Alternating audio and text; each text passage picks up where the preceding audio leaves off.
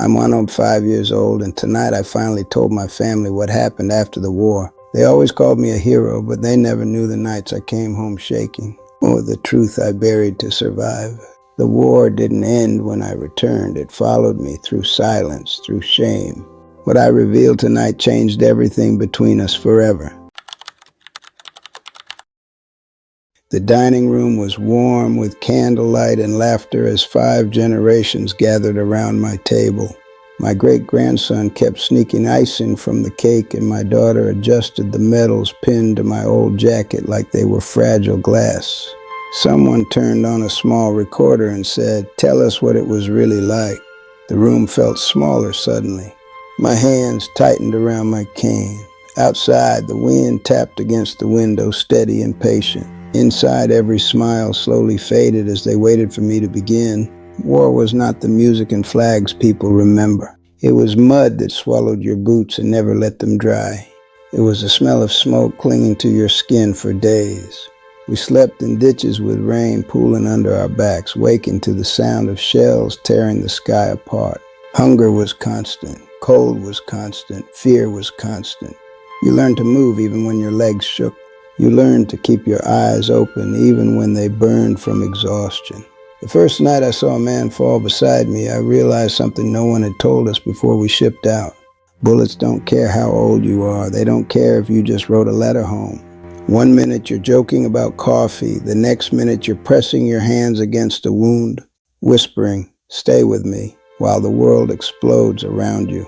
Sometimes they stayed, sometimes they didn't, and you had to stand up either way. We marched for hours with packs that felt heavier each mile. Blisters tore open, socks stayed wet. Orders came fast and hesitation could cost lives. There were nights we couldn't light a fire because it would give away our position. So we sat in darkness, listening to distant gunfire, each man alone inside his thoughts. The silence between explosions was the worst part. It gave your mind space to imagine what might come next. But the battlefield wasn't the only fight. Even wearing the same uniform, not all of us were treated the same. Some men were given better assignments. Some were trusted more quickly. Others had to prove themselves twice over just to be seen as equal. I remember standing in line for rations and hearing whispers behind my back. I remember salutes that never came. We were told we were fighting for freedom, yet some of us were still fighting to be respected within our own ranks. There were days I wondered which battle would break me first, the enemy ahead of us or the doubts planted by men standing beside me.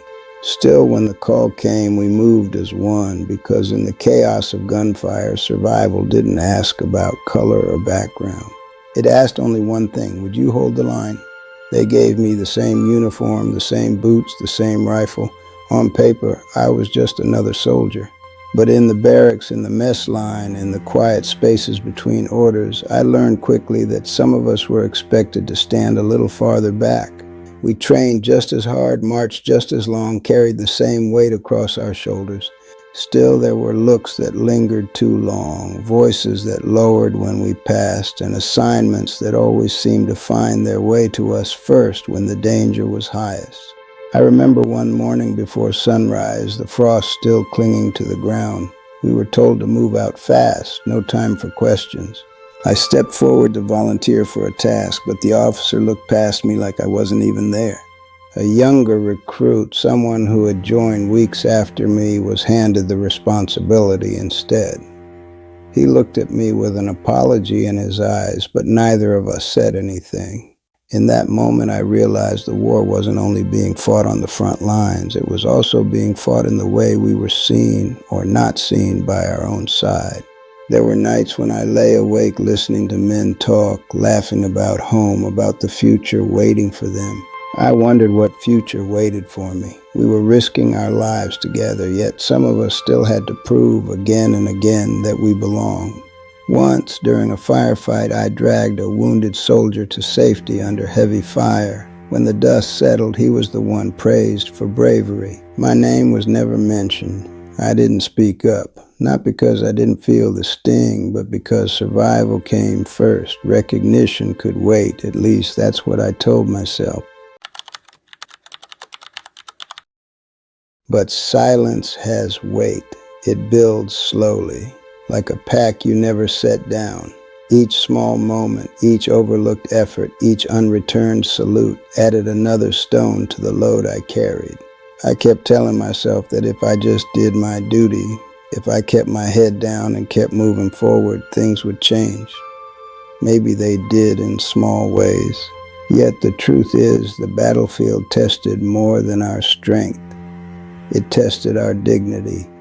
And for some of us, the hardest fight was not against the enemy ahead. It was against the feeling that we were invisible, even while standing shoulder to shoulder in the same fight.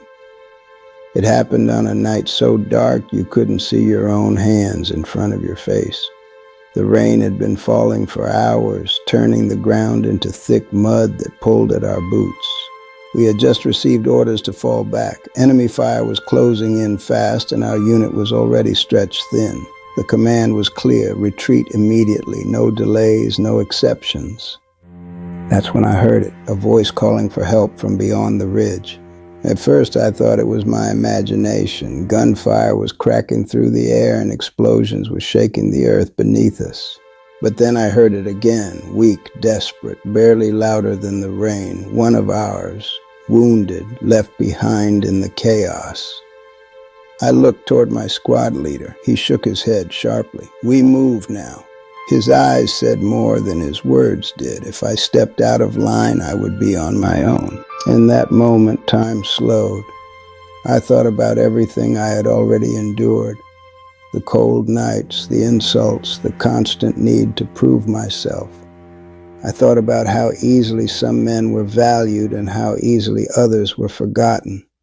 And I knew what it felt like to be left unseen. The voice cried out again. My legs moved before my mind finished deciding. I ran toward the sound, bullets tearing past me, mud splashing up against my face.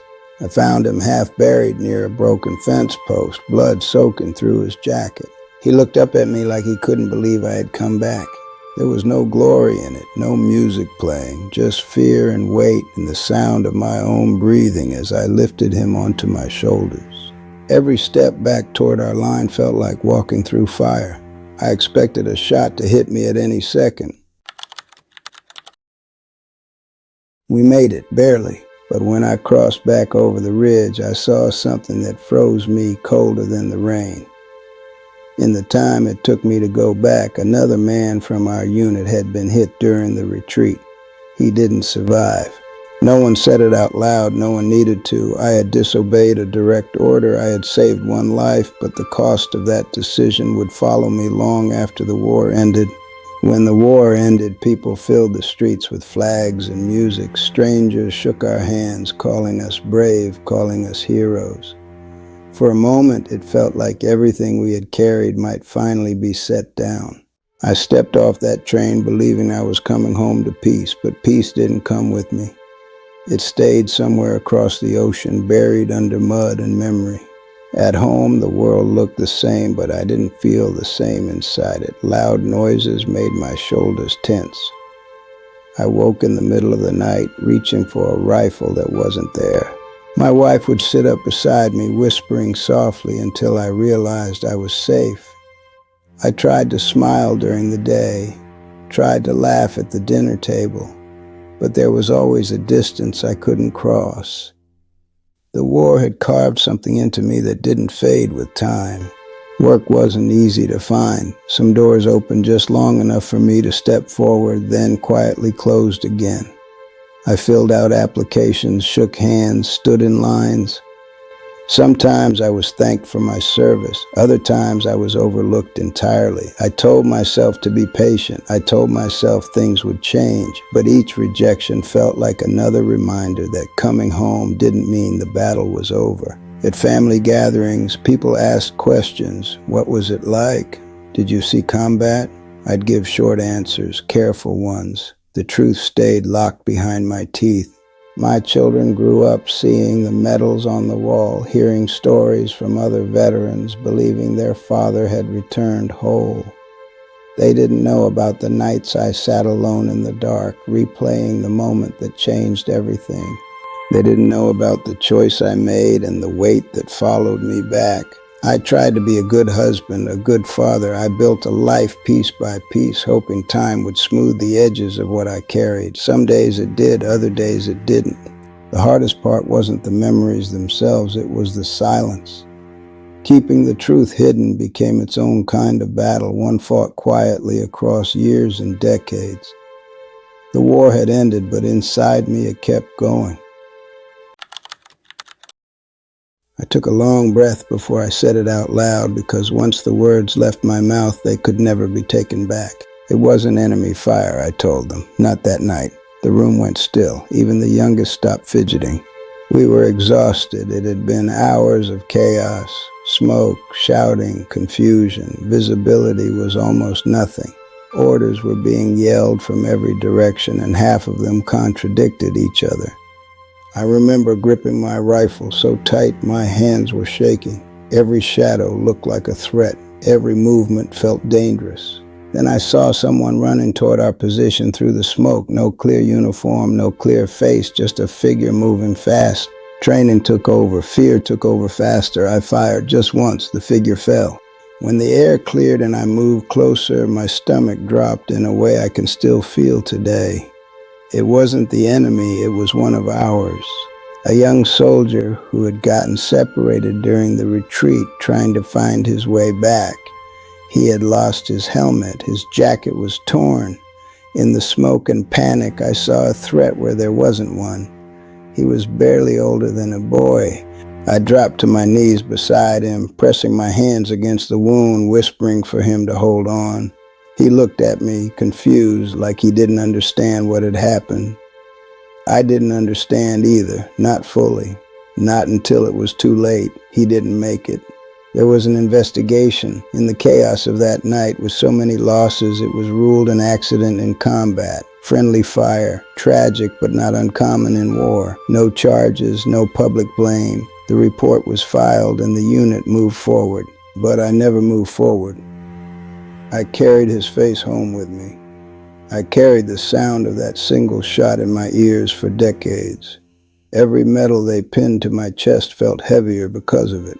They called me brave. They called me a survivor. They didn't know that the hardest thing I survived was myself.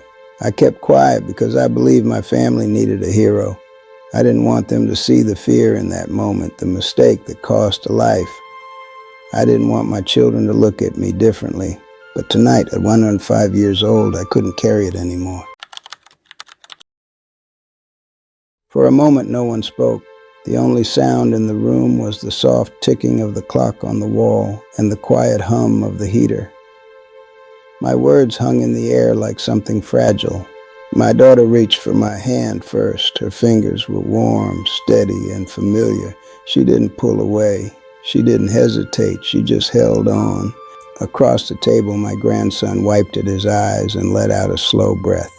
He shook his head softly, not in judgment, but in disbelief at how long I had carried this alone. "You were just trying to survive," he said quietly. His voice didn't accuse, it understood. That surprised me more than anything. My son stood, walked around the table, and rested a hand on my shoulder. It was a simple gesture, but it felt like a weight lifting from my chest. "I wish you'd told us sooner," he murmured. "You didn't have to carry this by yourself." Tears I hadn't allowed myself in decades finally came, just quiet and steady. I realized then that I had been afraid for so long, afraid that they would see me as broken. Instead, they saw me as human. They stayed. They listened. They held my hands and my shoulders as if anchoring me in place, reminding me I wasn't alone anymore. The silence that followed felt softer, almost gentle.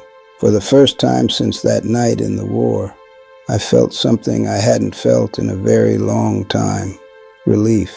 I carried that night inside me for more than 80 years, believing silence was strength. Telling the truth didn't erase the past, it finally gave it a place to rest. If you're holding on to something painful, don't wait a lifetime like I did. Speak while you still can. Healing begins the moment the truth is shared. If you or someone in your family carried a silent pain, Share this story with them and tell me in the comments what story from your life still needs to be told.